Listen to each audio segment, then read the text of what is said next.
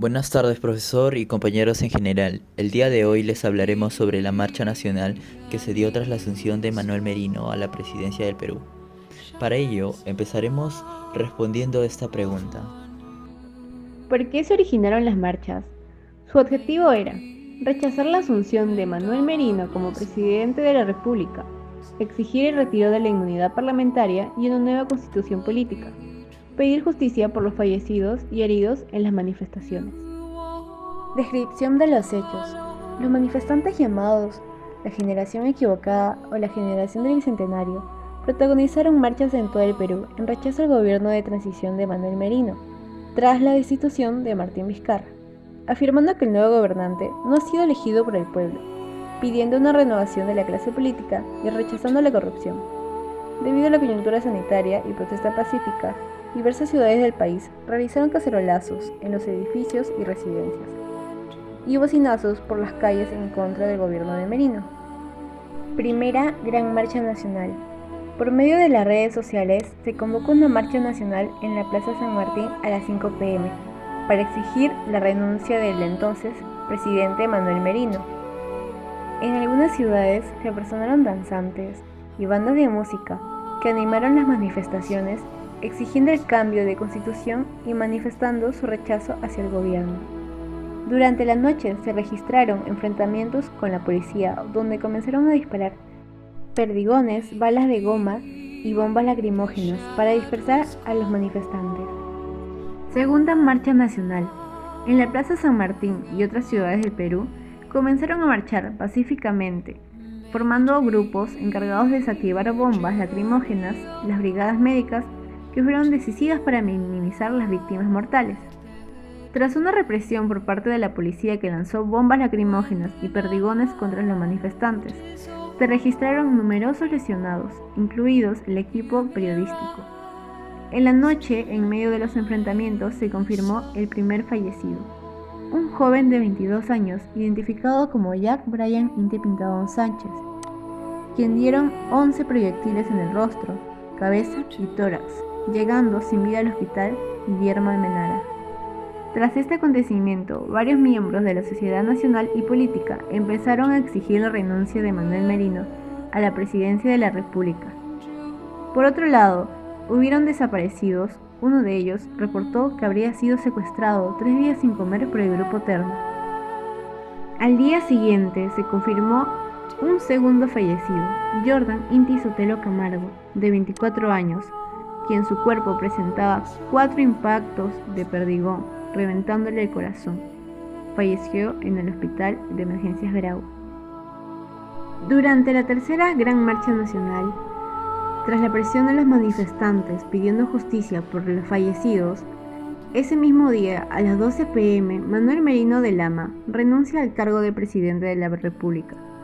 Su renuncia es aceptada en la tarde por el Congreso.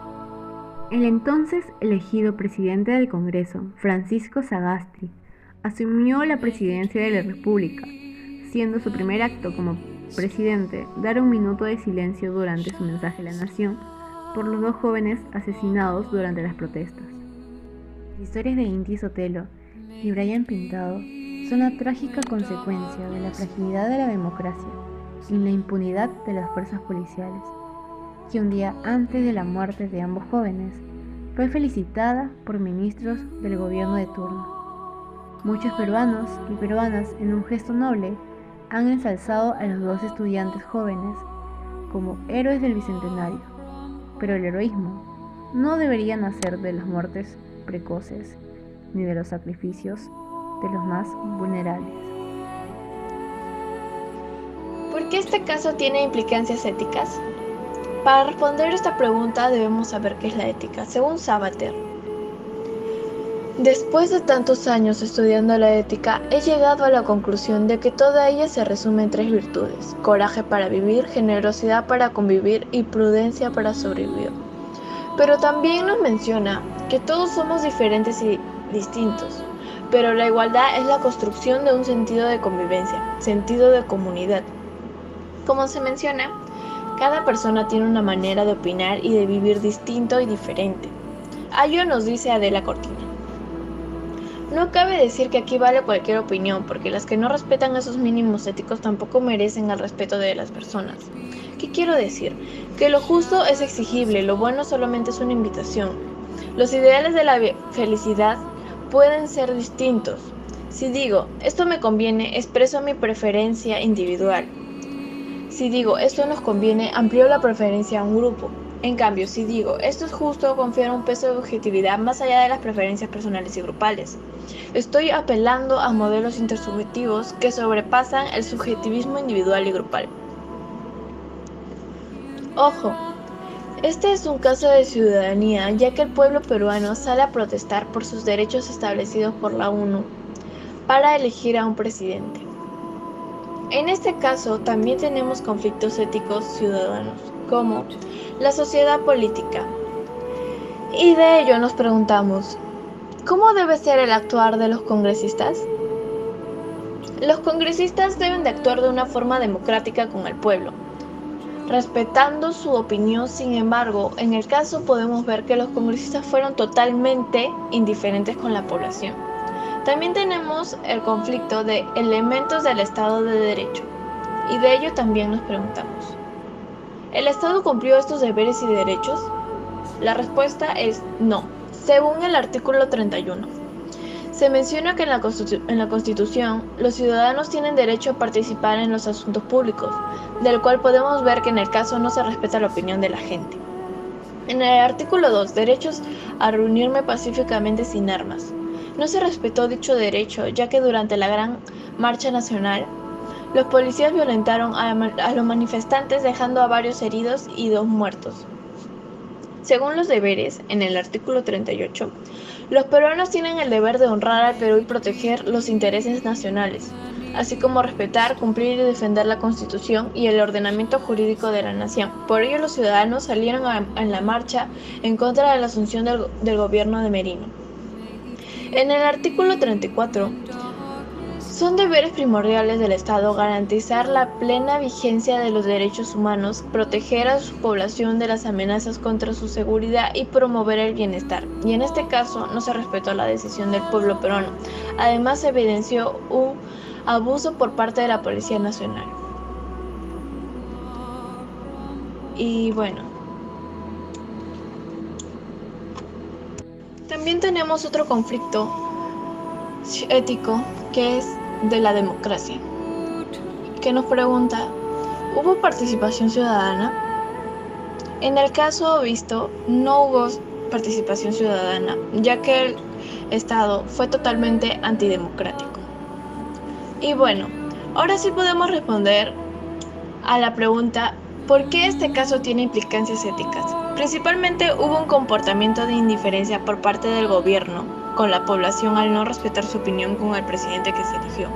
Y esto hizo que la gente saliera a protestar por sus derechos, y por ello también vemos que los policías ordenados por el Estado actuaron de forma abusiva con la población, tanto así que dejaron a varias personas heridas y 2 muertos.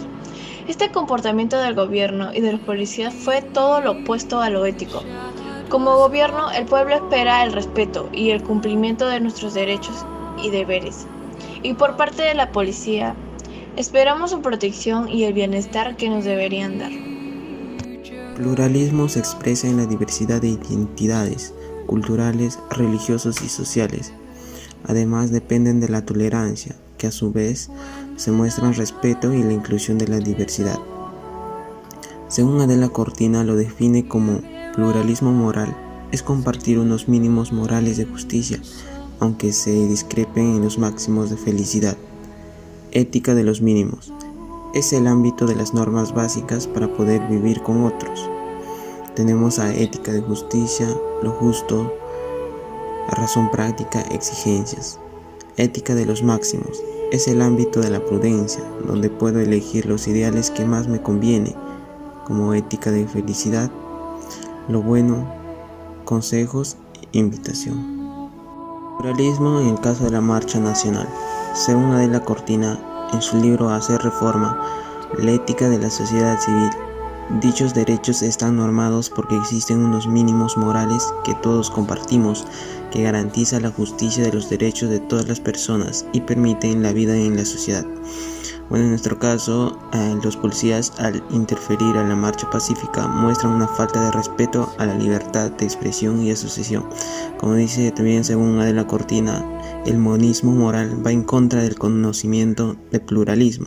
En este caso, el monismo moral que fue actuado por el expresidente Manuel Merino, ya que no permitió el desacuerdo y reprimió con violencia.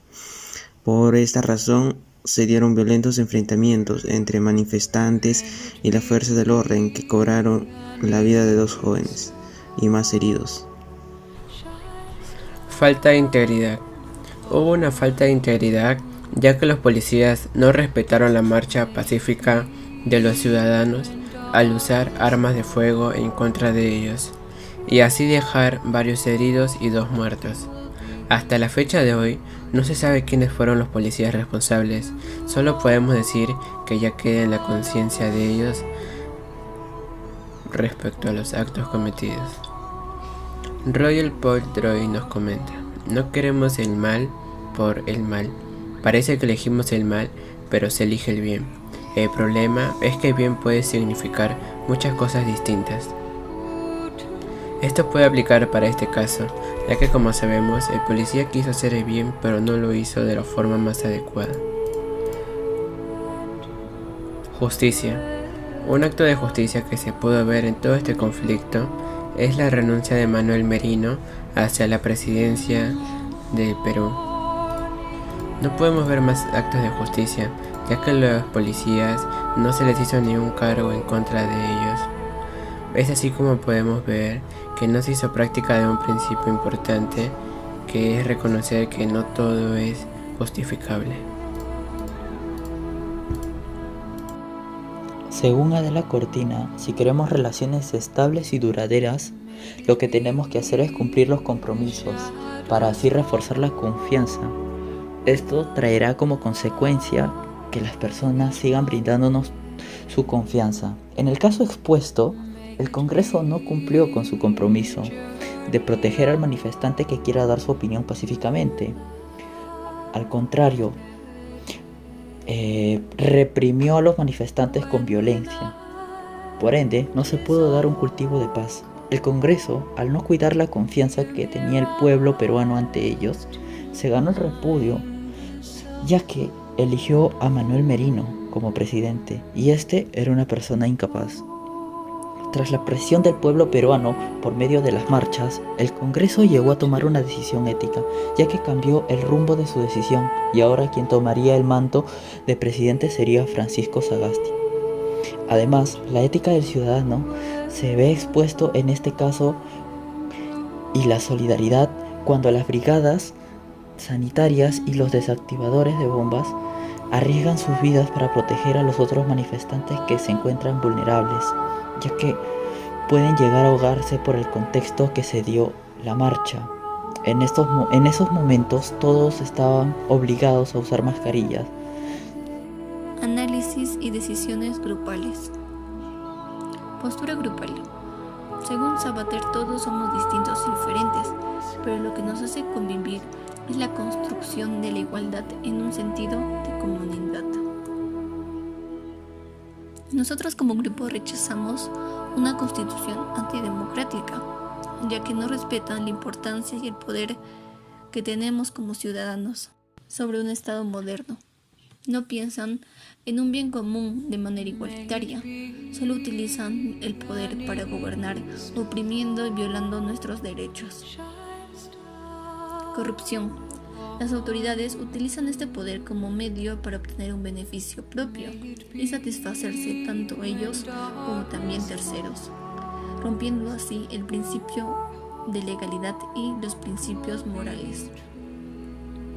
También rechazamos el poco compromiso de los congresistas hacia la ciudadanía, puesto que siempre hablan del respeto que tenemos que tener a nuestra patria, a nuestro pueblo, a nosotros mismos, y son ellos los que rompen con todas estas normas y vínculos de confianza, desobedeciendo la ley, no escuchando los llamados del pueblo, limitando nuestra expresión de manifestarnos y siendo injusto con las diferentes clases sociales.